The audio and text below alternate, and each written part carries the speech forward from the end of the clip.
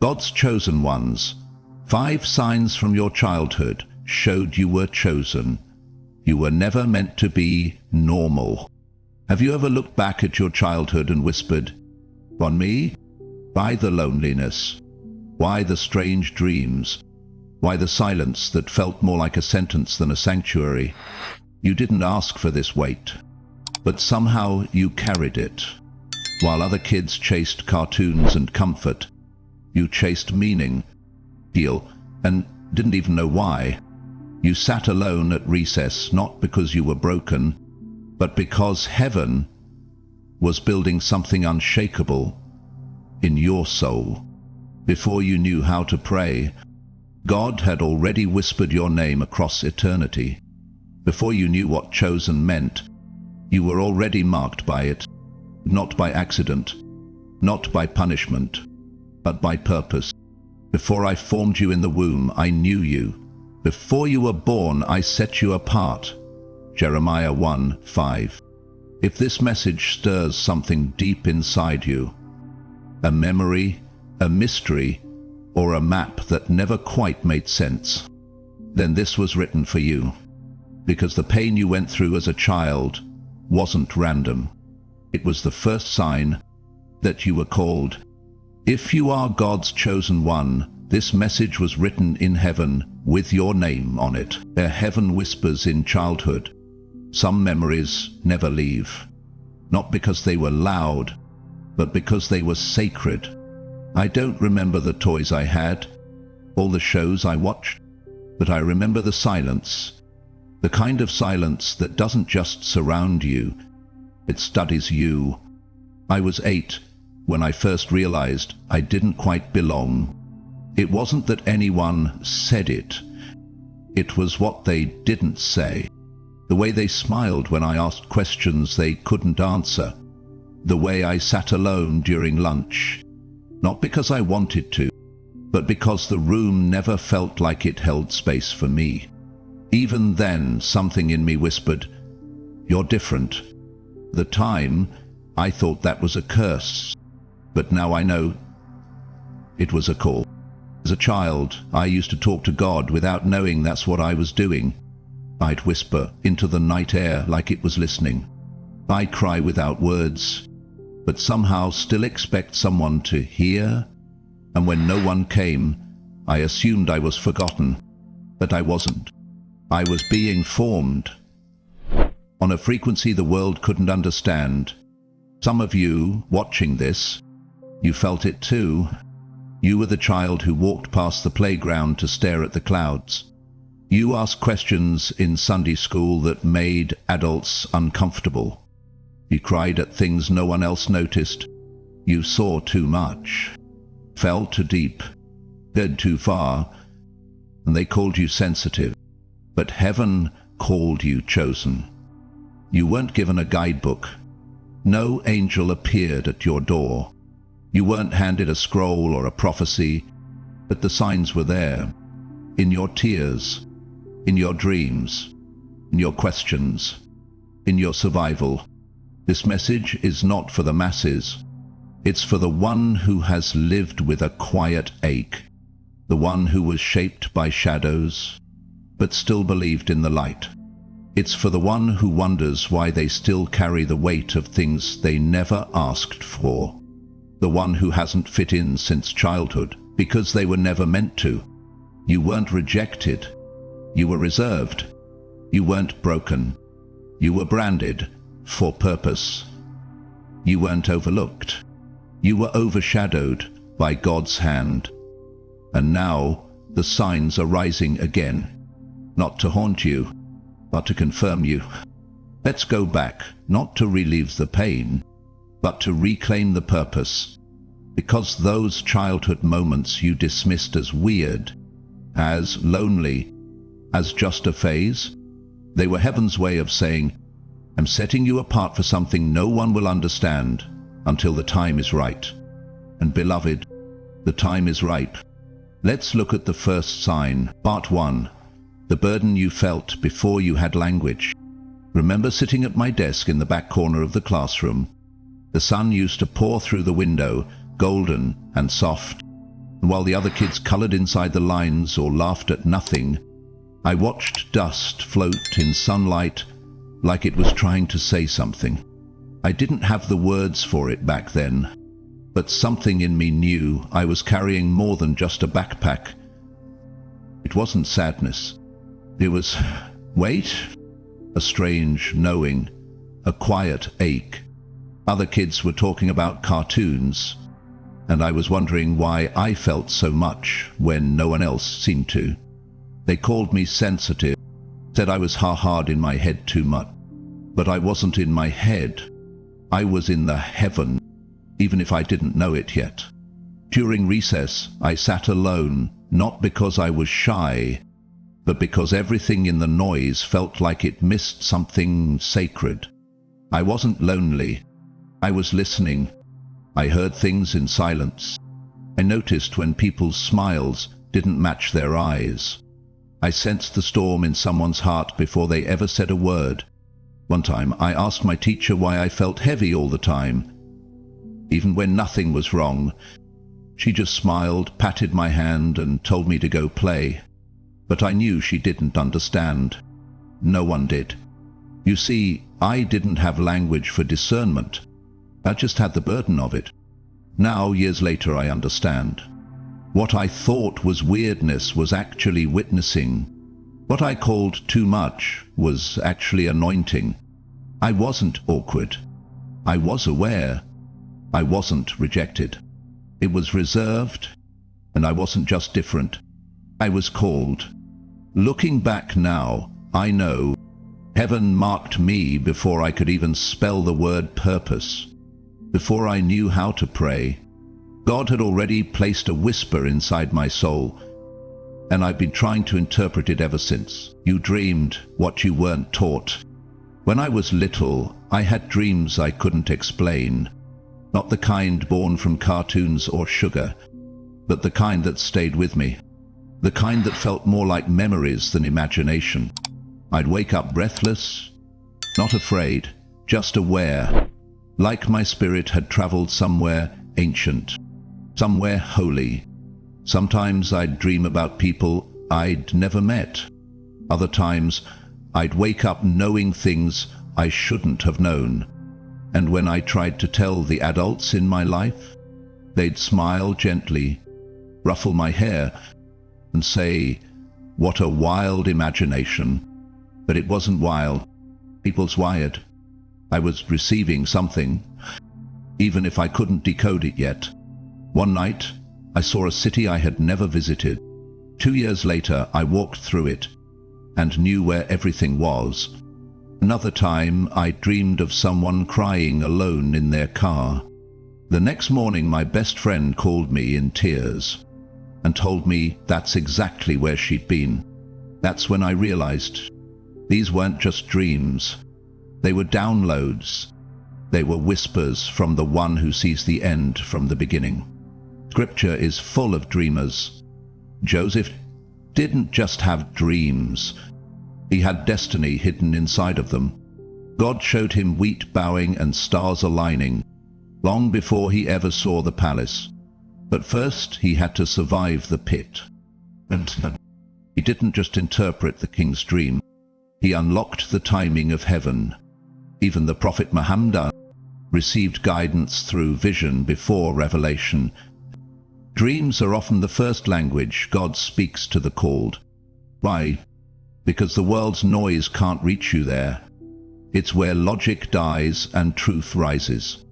That's why the enemy tries to make you doubt them, to write them off as fantasy, to bury them beneath routine.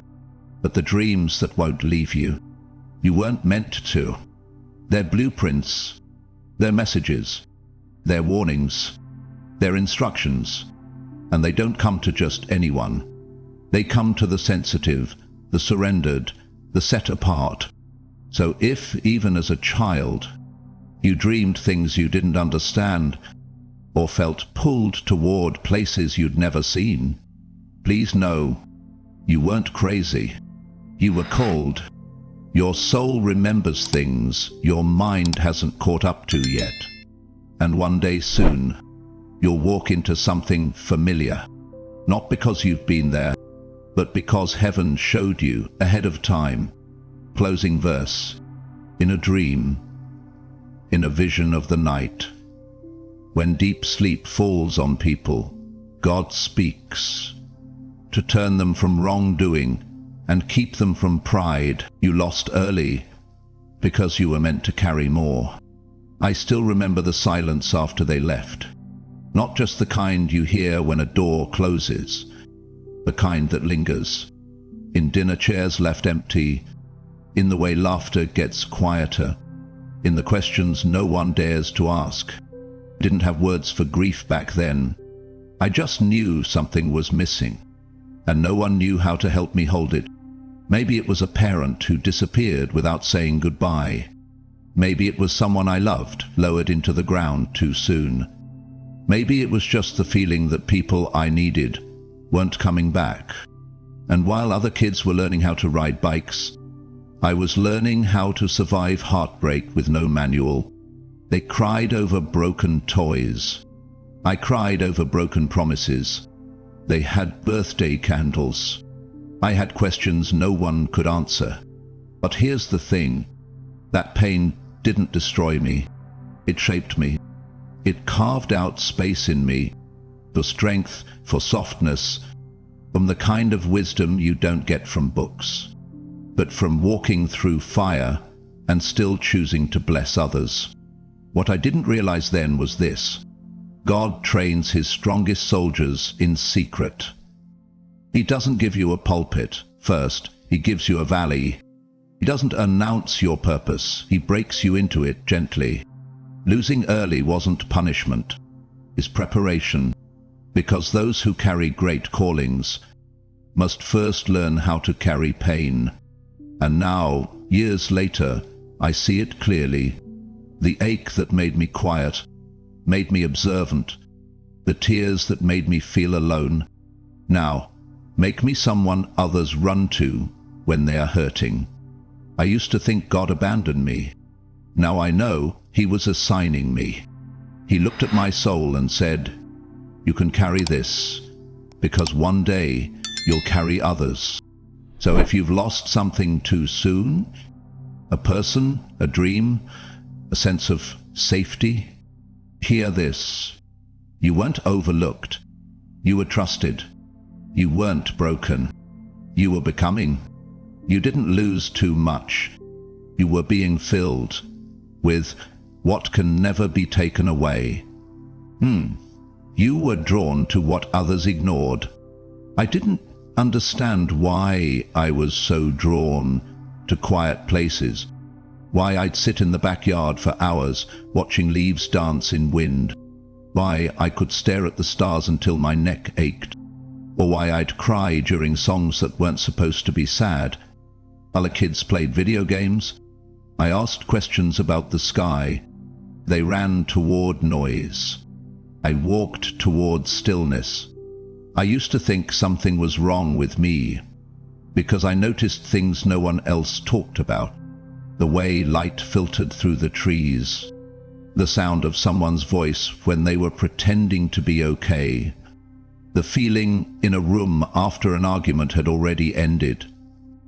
And while the world moved fast, I moved deep. There was a tree behind my childhood home. I'd sit under it with a notebook, writing poems I didn't show anyone, not because I wanted to be a writer, but because something inside me needed to make sense of what I felt. I wasn't trying to escape. I was trying to understand. It's only now, years later, that I realize I wasn't avoiding the world. I was being invited into a different world, a higher one, because what I thought was being too sensitive was actually the first sign of spiritual sight. God was training me to see beyond appearances, to hear more than just words, to feel more than just facts. That's why loud rooms exhausted me, why small talk felt like starvation. I wasn't made to skim the surface. I was built to swim in the deep. And maybe you felt it too. Notice when someone's energy shifts, before they ever say a word. You feel heaviness in a place and know you're supposed to pray. You walk into nature and suddenly feel like God is whispering through the trees. You were never just daydreaming.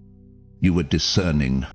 Because chosen ones often get tuned in to divine frequencies long before they know what to do with them. You were never meant to numb out, though you were meant to notice.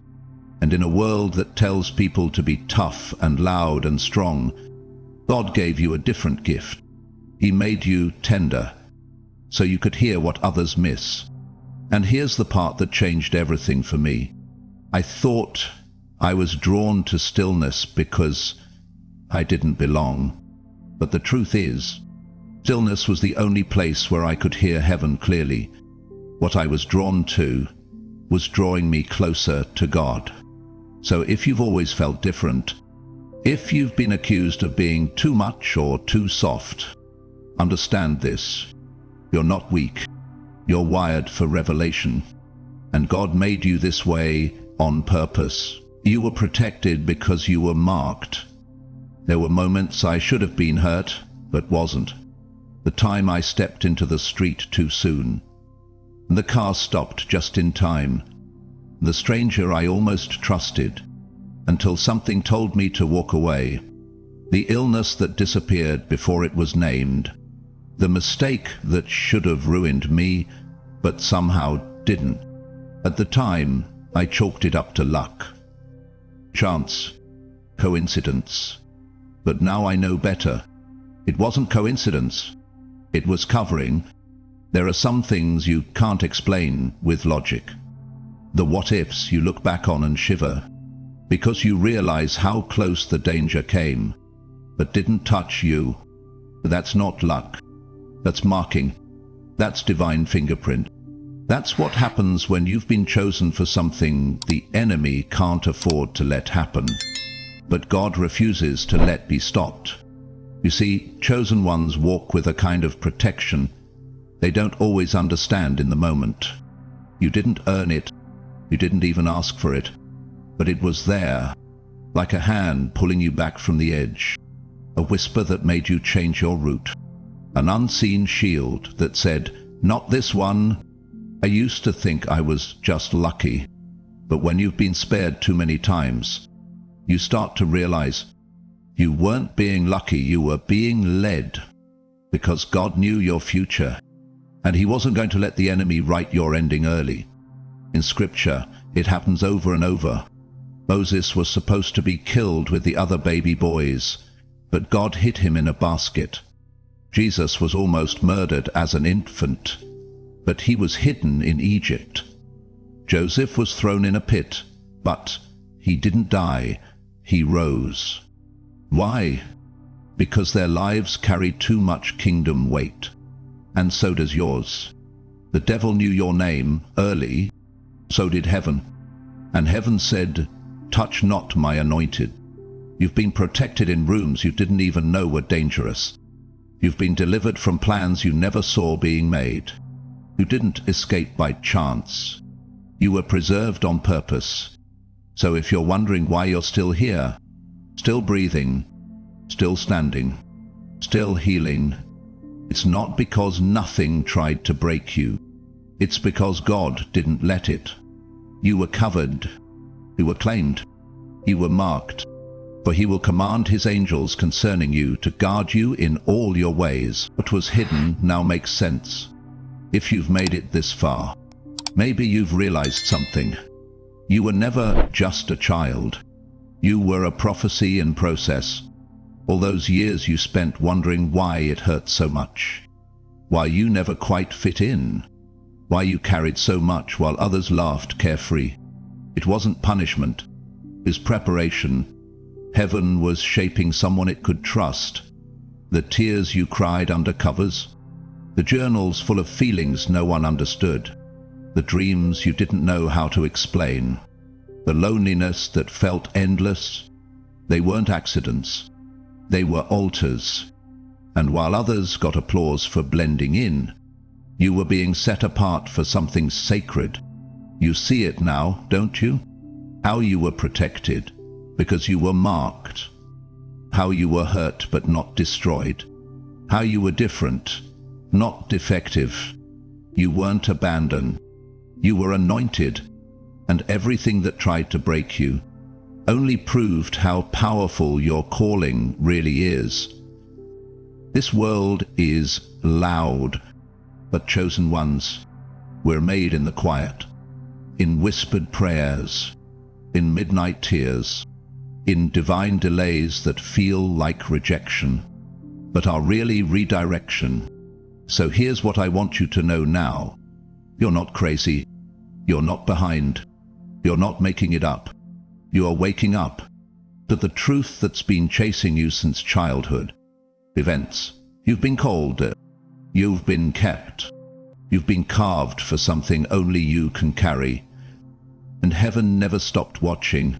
So the next time you feel that ache, that holy loneliness, that unshakable sense that you are made for more, don't run from it. Lean into it. Because that ache, it's not emptiness. It's the echo of your assignment. Final symbolic line. He didn't hear thunder. He heard peace. And that peace had a name. God's plan. Don't curse your childhood. Redeem it. God hid you to protect you, not punish you. You weren't made to fit in. You were born to set things apart. Every scar is sacred when placed in God's hands. If this story mirrored your soul, comment, "I've been marked since childhood." Share this with someone who needs to make peace with their past. And if you believe this message was heaven sent, consider supporting the journey